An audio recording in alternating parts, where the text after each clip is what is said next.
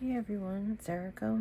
Welcome to section 1 of the Knit Shoreline Mystery Make-Along. This is the wave section, and I am going to grab clue 1 and pull it into the camera frame. So if you haven't done this yet or don't want to see it, turn the video off and come back in a little bit.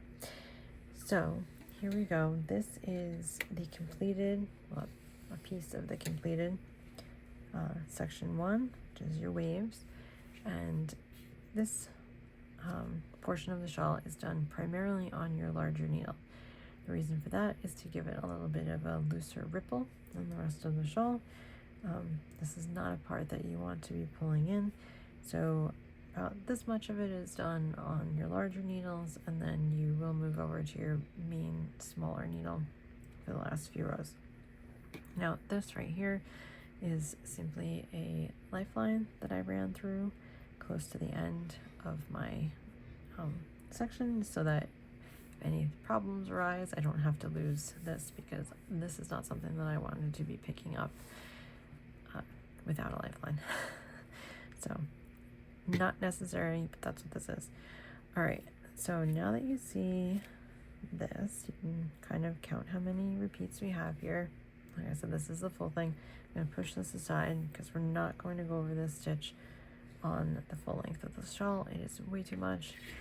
So I have casted on 2 repeats here on these needles, and the repeats for this stitch pattern, this feather and fan, are 18 stitches. So the cast on is 18 plus 3, and those 3 stitches are going to be your border. The actual pattern repeat is 18 stitches. Now I've cast on and I worked the first setup row, which is just a purl. I use a long tail cast on, and it makes the right side of your work look like this at the bottom.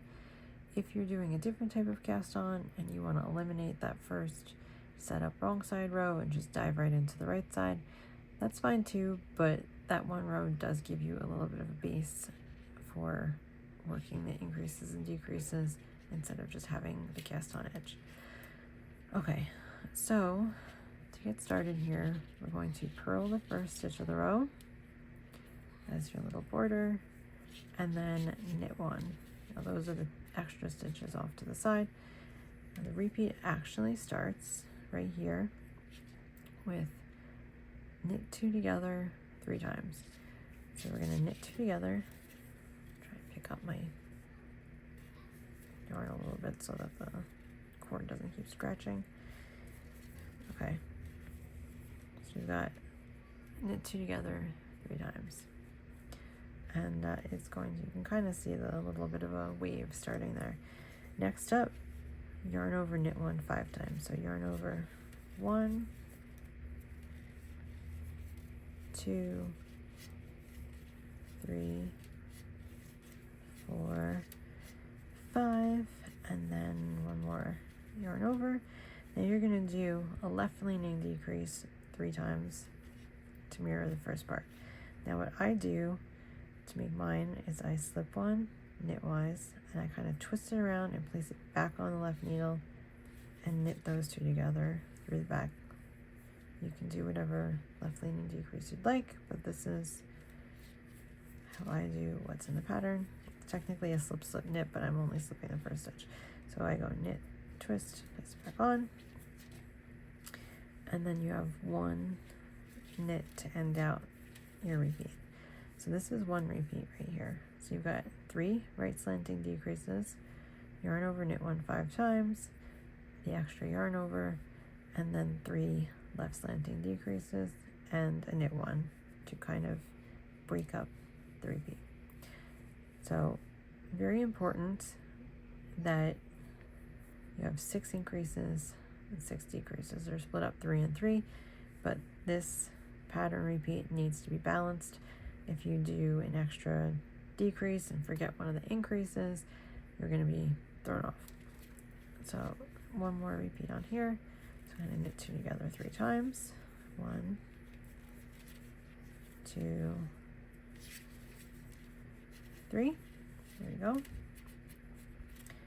and yarn over, knit 1 5 times. So 1, 2, 3, 4,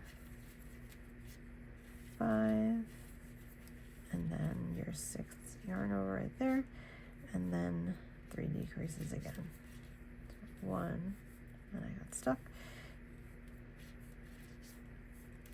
2,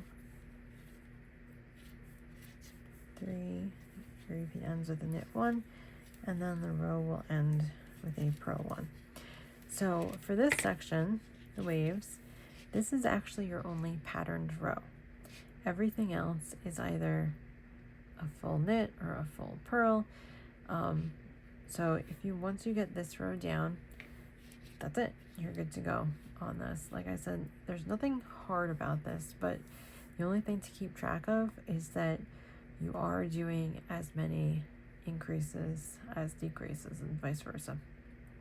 So you could put a stitch marker if you'd like after your 3 knit 2 togethers, and then your yarn over section, your 3, you have that extra knit right here. This is where your stitch marker would go if you want to count your repeats.